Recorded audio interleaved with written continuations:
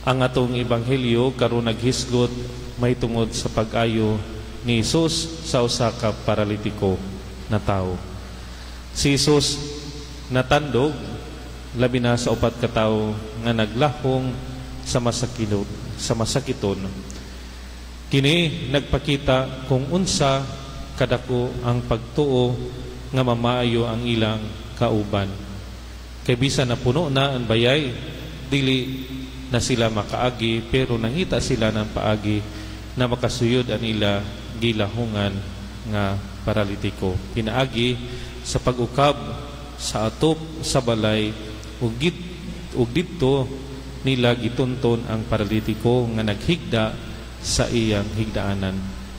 Ingana sila kamasaligon o kamatuuhon sa Ginoo. Buhaton nila ang tanan alang lamang sa kaayuhan sa ilang kauban. Pero sa pagingon ni Jesus sa paralitiko, higala gipasaylo na ang imong mga sala.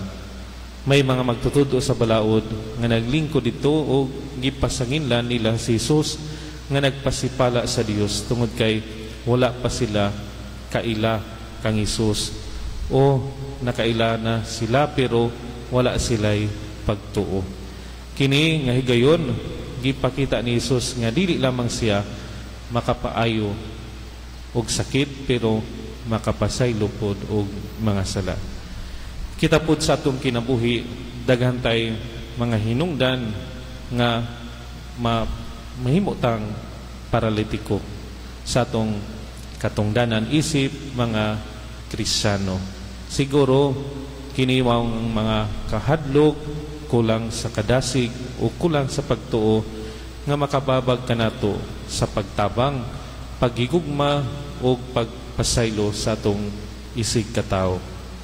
Magampog kita nga unta, hatagan kita sa Ginoo og dugang kadasig og pagtuo sama sa upat ka tawo nga naglahong sa usa ka masakiton.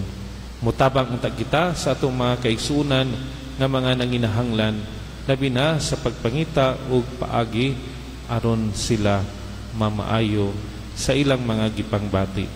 Mamahimo unta kitang instrumento sa Dios aron sa kaayuhan sa ilang kinabuhi.